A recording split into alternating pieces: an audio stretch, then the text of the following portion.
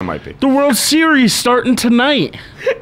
Game 1, ladies and gentlemen, World Series, and I know for most of our Yankee fans, this is not what you wanted to see, but either which way, it's what you're getting to see. It is Detroit Tigers heading to San Francisco. It should be a lot of fun.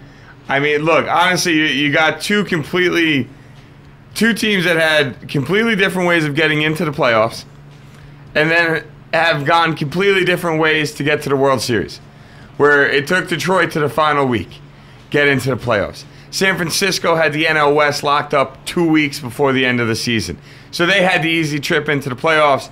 Detroit has the hard time into the playoffs. So what happens? They get into the playoffs. Detroit flies through, plays really great baseball. San Francisco goes down 0-2 to Cincinnati. Goes to Cincinnati, wins 3 in a row. Goes down 3-1 against St. Louis. Wins 3 in a row against St. Louis to win the NLCS. This team has taken the hardest path possible that I could think of to get to the World Series outside of having to also play a wild card game. I mean, think about it. They went 5 games, and going 5 games, they trailed 2-0. It's not like they went 5 games where it was, a back and forth affair, 1-1, 2-1, 2-2.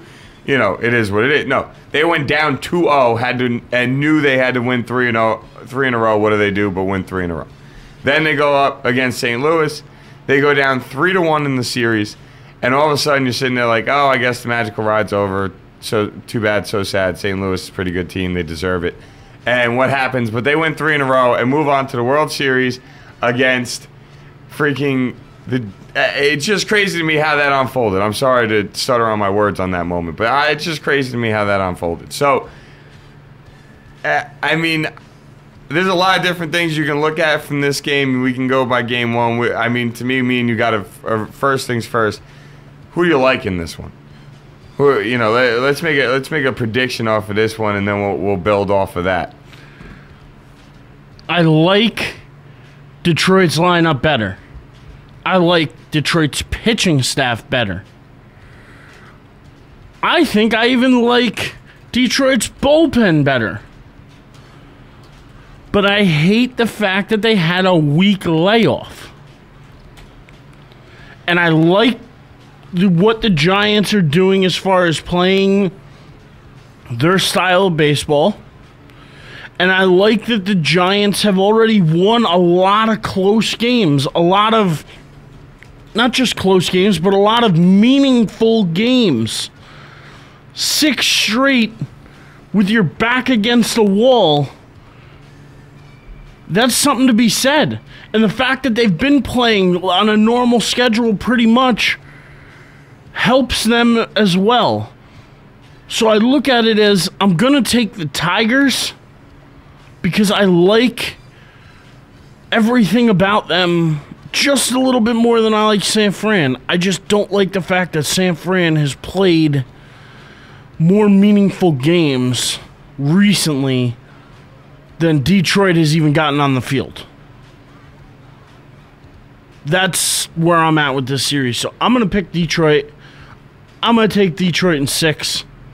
I think San Fran does win something. They have to win a game or two. They're not getting swept here.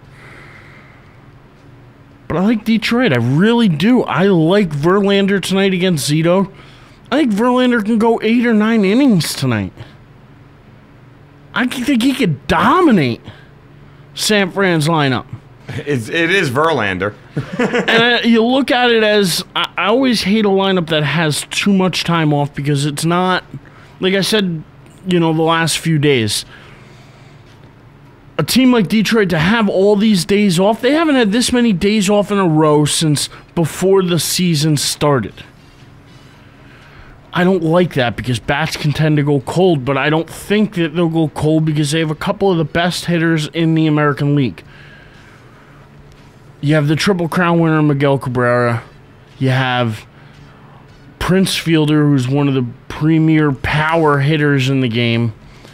And you got Austin Jackson, who leads everything off for you and does a little bit of everything. He brings speed. He brings average. He can do a lot of things for it. I like their lineup better. I want to talk myself into picking the Giants. I do. And I sit here and I'm like, man, every time I don't pick them, they find a way to win. But I just can't pick them again. Every time I look at somebody else's team, I think that team is better. I don't know why. Don't get me wrong, I like Kung Fu Panda. I like Buster Posey. I like a few of the guys they got out there in San Fran, but I just don't think they have the top to bottom lineup and the depth in their starting pitching. When you got to throw Barry Zito in Game 1, now granted, he's coming off of his best postseason pitching performance ever.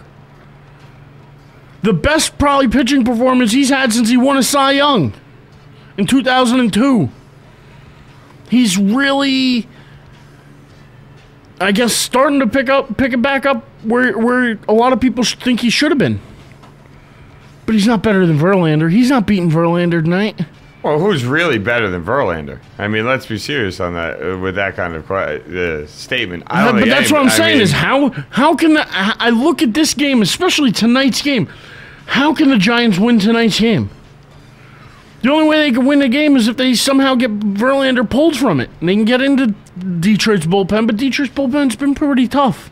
Phil Koch's been really good out of the pen for him, especially in the 9th inning lately, where Valverde has tended to struggle. You know what? How do you pick against Verlander? Tell me I'm crazy. Tell me there's something about San Fran that says they can beat Verlander. In my opinion, you don't pick against Verlander in tonight's game. You don't. I don't think there's anything wrong with thinking that the Tigers win tonight. But I think San Francisco takes this in 6. I do. And I understand that in that stretch, they're probably going to have to beat Verlander at least one time. But I really, really like San Francisco in 6. I think I like the idea of going with history, the idea of going with the team that is still playing, has been playing. You know, all they really had was the day off, 2 days off between, Monday. So just one day off. They played Monday, they get Tuesday off, and then, they don't have to travel. So Detroit travels, but I mean, you got to assume Detroit was out in San Francisco by Tuesday, so they don't have to worry about, they're not traveling on Tuesday. They probably came out Tuesday morning or late on, Monday night based on what time the game ended where they were. But I do think that, as Julie Jules agrees with me, I do think that you're going to see the Tigers and Verlander win tonight. I just do. I think Verlander's just too good. But the interesting part is if Verlander doesn't start hot, then what happens to the Tigers? Can San Francisco, get a couple hits off of Verlander early, try to get the pitch count up early in the game so that he can't go 8 innings, so that he can't take them into the 9th? Because when he does, they're pretty much unbeatable when he goes that far into a game. It's ridiculous how good he is. But I mean, I looked at what the 2 pitchers you got tonight, Zito and Verlander. Zito has 2 starts in the playoffs so far, a 1-0 record. He's given up 10 hits in 10 1/3 innings. He has given up 2 earned runs, 5 walks, and 10 Ks. While Verlander has 3 starts, 3-0 record, pitched 24 1/3 innings, 2 earned runs, 5 walks, and 25 strikeouts. The man is just dominating this postseason. No question about it. But this is just an interesting matchup. I mean, this is more than anything, you're looking at Detroit in the same situation that they were in last year. Or not last year, but that they were in the last time they were in the World Series. They waited 6 days between when they swept the Oakland A's and when they got swept by St. Louis in 2006. So, AKA, they understand what rust means. So I was doing a little research trying to see, figure out what they did on the time off. And pretty much what they did was they worked on their bunts by playing against not only bunts, but really what they did was they brought up their, guys from their lower level, AA, AAA teams, what they call their instructional league team, and they brought them up, played some exhibition games against them. They let Verlander throw, but like we mentioned on yesterday's show, this is the 4th time that a team went 7 in the LCS while the other team swept. And the first 3 times it happened, the team that won 7 games went on to win the World Series. And not one of those series went past Game 5. Not one. It was either a sweep or a 4-1 series win. No, not one of those series won past Game 5. I like Detroit and San Francisco in 6, but based on your history of what's gone on, I like San Francisco. I just do. I think the odds are in their favor, to say the least.